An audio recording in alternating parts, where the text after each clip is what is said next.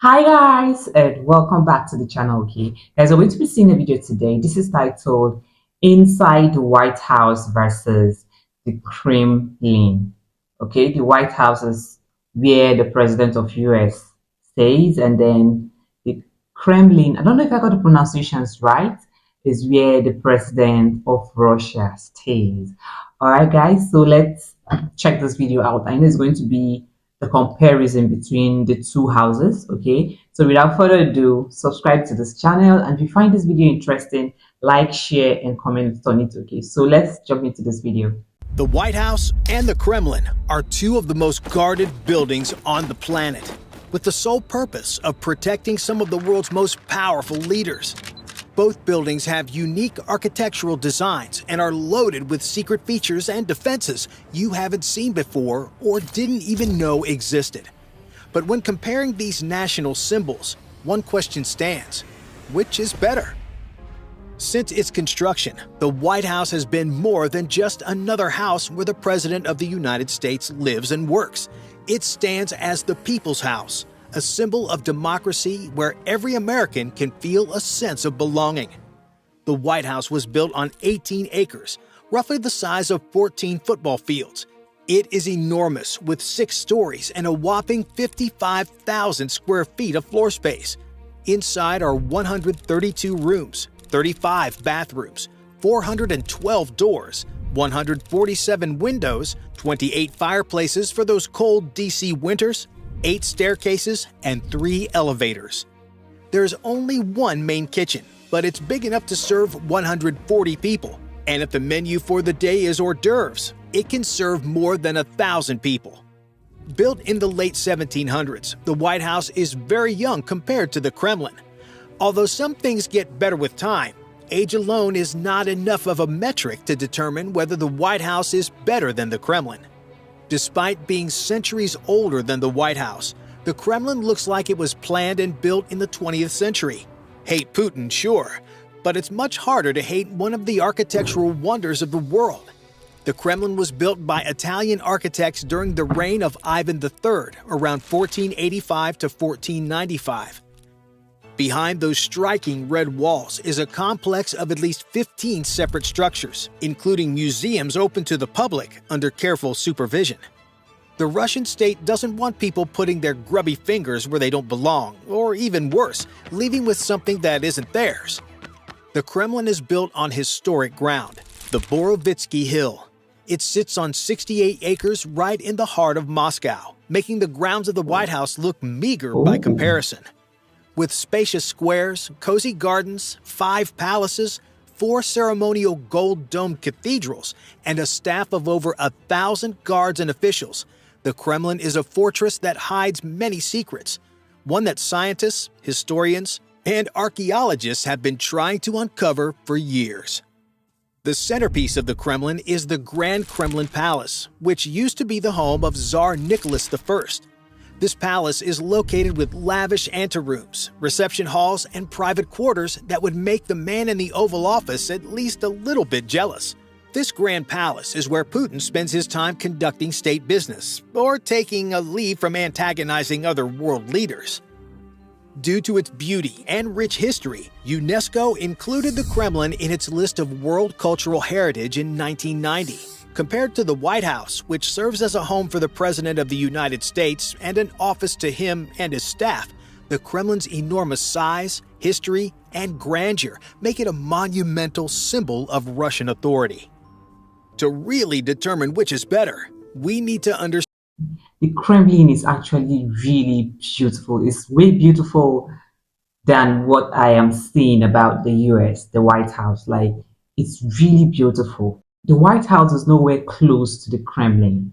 Personally, for me, that's my opinion. I think the Kremlin is way better and beautiful than the White House. But that aside, please let us know in the comment section which of these buildings does it for you, all right? how these two buildings house state power on the global stage. On any given day, the White House receives approximately 6,000 visitors. When a head of government or reigning monarch visits, A state dinner, one of the grandest and most glamorous of all White House affairs, is hosted in an expression of goodwill.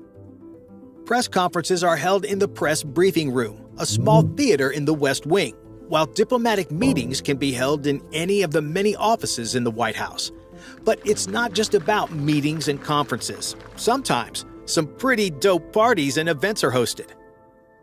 The White House Easter egg rolls, a tradition dating back to the late 1800s, is one of many notable parties usually held in the White House. In 1930, almost 50,000 people were in attendance. The party went out of hand. It was so chaotic that First Lady Lou Hoover had to use the Rose Garden as a lost and found bureau where gone astray children could be brought to their parents. With recreational features like a movie theater, bowling lane, gym, tennis court, swimming pool, jogging track, and billiard room, the White House effortlessly balances diplomacy with comfort. However, things have changed since 2011. In recent times, events held at the White House are strictly by invitation. And if you have no business there, it will take an incredible feat like winning a Medal of Honor or the Nobel Prize to get an invite. Unlike the White House, the Kremlin is a little uptight, but it has always been a ceremonial and religious ground. The gold-domed Dormition Cathedral serves as the chief seat of the Russian Orthodox Church. Many coronations and royal weddings have taken place within its frescoed interior. Right next to the Dormition Cathedral is the Palace of Facets, one of the oldest stone buildings in Moscow. Its gold-adorned pillars and frescoed walls used to be a throne room and banqueting hall for the 16th and 17th century czars. But today, it's part of the Grand Kremlin Palace and serves This as is really Putin's official beautiful. ceremonial hall. One reception hall doesn't cut it for Putin. Aside from the Palace of Facets, the Grand Kremlin Palace has 5 different reception halls. The 61-meter-long Georgievsky is the largest. It was named after the Order of St. George the Victorious. Its walls are decorated with gold-embossed stars and insignia with the motto, "For Service and Bravery." 18 zinc pylons support the ceiling, and at the top, you'll find decorative statues symbolizing the country's military victories. The Georgievsky is usually used to present military awards, decorations, Nobel Prizes, or meetings of party representatives with civilians. It's connected to the smaller 31-meter-long Alexandrovsky, the Hall of the Order of St. Alexander Nevsky. This is where meetings of the State Council, the advisory body to the Russian head of state, are held. There is also the Andreevsky, the Hall of the Order of St. Andrew. This This is so hall is beautiful. primarily used for solemn meetings and events. It is where the inauguration of the Russian president takes place. In the Grand Kremlin Palace alone, you'll find at least 700 rooms, 5 times more than in the White House.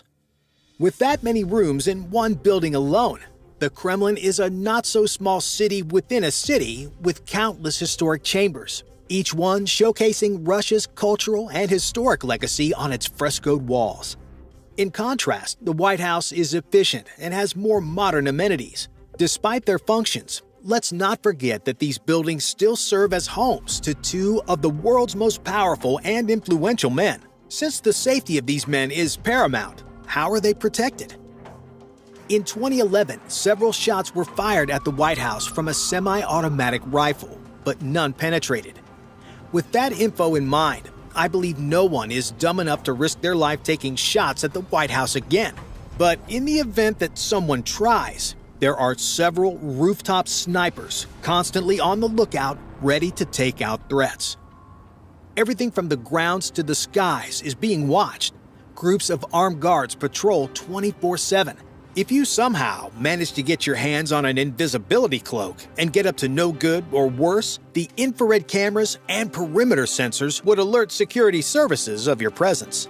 For aircraft that stray into prohibited Area 56, the White House's no-fly zone, they are greeted by this, a Coast Guard MH-65 Dolphin helicopter. If the incursion is considered harmless, best-case scenario, you get your pilot license revoked permanently. Worst-case scenario, you face federal prosecution and time behind bars.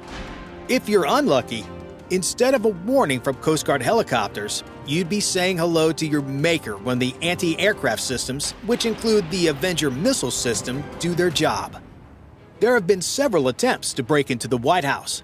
In 2014, a 2-year-old managed to squeeze through the gates to the north and delay a presidential address. Impressive stuff. What headlines were you making when you were a toddler? None.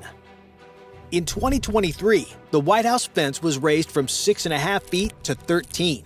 That's 3,500 feet of thick iron bars fitted with pressure sensors, anti-climb, and anti-intrusion technology to ensure no one gets an unsupervised field day at the White House. If you must get into the White House, book a tour like everybody else. Like the White House, the first line of defense for the Kremlin is its walls. It is 2,235 meters long, and the height ranges from 5 to 19 meters depending on the terrain. There would be no breaching these walls unless you receive a blood transfusion from Bruce Banner. While the Secret Service protects the man in the Oval Office, Putin is protected by an army of visible and invisible guards from the Federal Guard Service. Since the invasion of Ukraine and the 2022 assassination of Japanese Prime Minister Shinzo Abe, security at the Kremlin has been ramped up. While poisoning is a serious endemic in Russia, Putin doesn't have to worry since he has a special group of officers and his 36-year-old chef Jerome Regaud tasked with the primary assignment of sticking to strict protocols, weighing every ounce of food for accuracy and checking all the meals before it gets to his table. The Kremlin offers most of its protection in the form of secrets. It is a maze of mirrored corridors and rooms that would lead any unwanted guests astray. If the president of the Russian Federation is taken out on his home turf, it had to have been an inside job. Both the White House and the Kremlin are fortified to the extremes, but the Kremlin stands out thanks to its combination of ancient defenses, secrets, and modern innovations.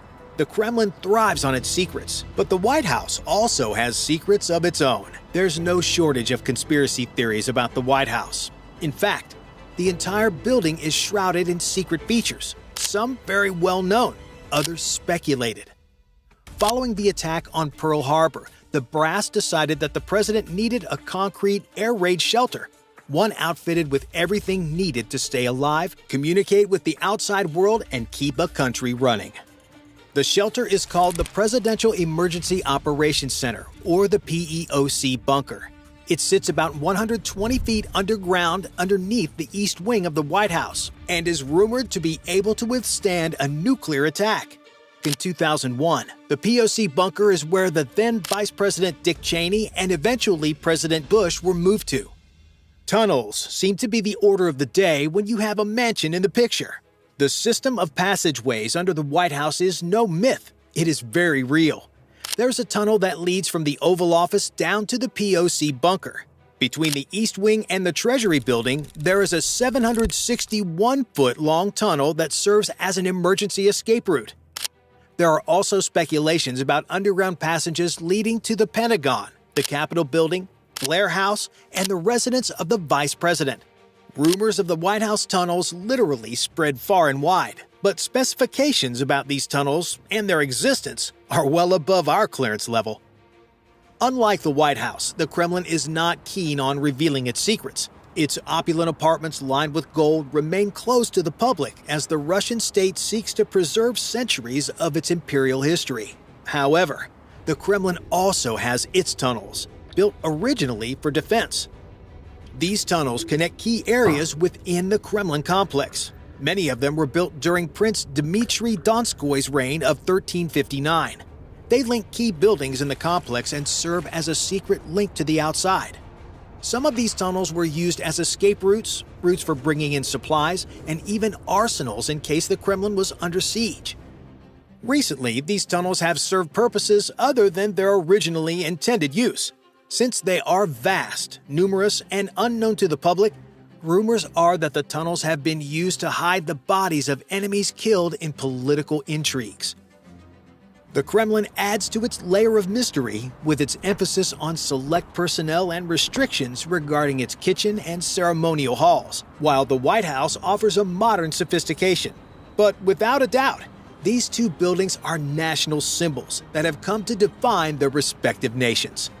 Bye for now. Okay, this is indeed an incredible video, okay? But for my own opinion, I think the Kremlin is way better than the White House. That's personally for me. Like the interior of the Kremlin is so beautiful compared to the White House. All right, everything, even the architectural structure, to me, the Kremlin tops. Everything about the Kremlin is top notch. And also, I like the security strategy of the Russians. Like everywhere is actually secure down to the president's food. His food needs to be checked even before it gets to his table. This is really wonderful. I had a great time checking this out. Let us know in the comment section which of these does it for you. Is it the White House? Is it the Kremlin? And also give your reasons for your choice. All right. Thank you guys for watching and see you guys on my next one. Bye.